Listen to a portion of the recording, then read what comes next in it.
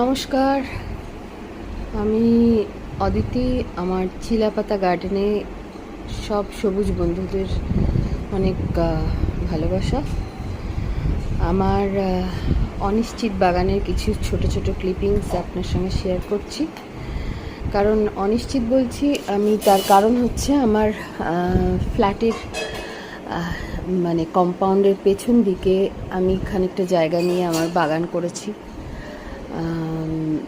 যেটা আপনারা জানেন যে এইরকম কম্পাউন্ডে বাগান করতে গেলে কত রকম প্রতিরোধের সম্মুখীন হতে হয়।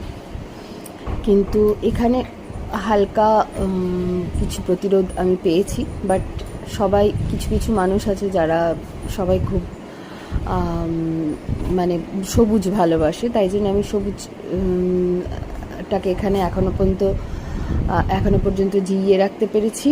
আর সেখানে যদিও লোকেশনটা এমন যেখানে সাউথ, কিন্তু রোদ যে খুব আসে তা নয়, আবার আসেও, কিন্তু একটা ফুল গাছের জন্য যতটা জরুরি ততটাও আসে না, আবার একটা ইনডোর প্ল্যান্টের জন্য যতটা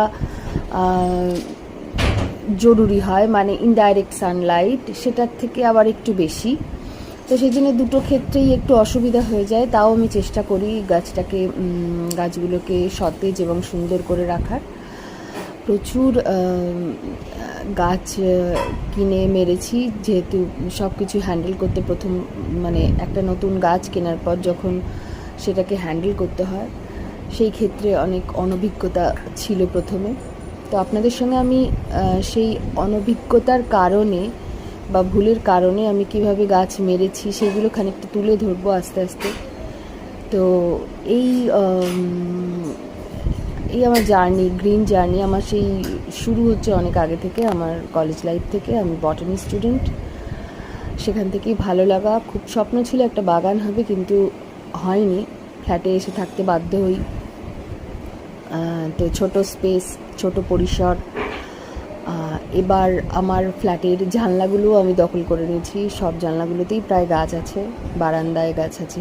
তো কম বেশি সব জায়গাতেই আমি আমার গাছ রেখেছি পজিশন অনুযায়ী, যেখানে একটু রোদ আসে, যেখানে একটু রোদ আসে না, সেইখানে সেইভাবে সেই ধরনের গাছ আমি রেখেছি।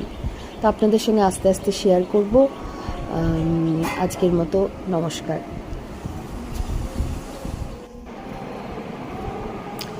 নমস্কার, আমি অদিতি। আমার চিলাপাতা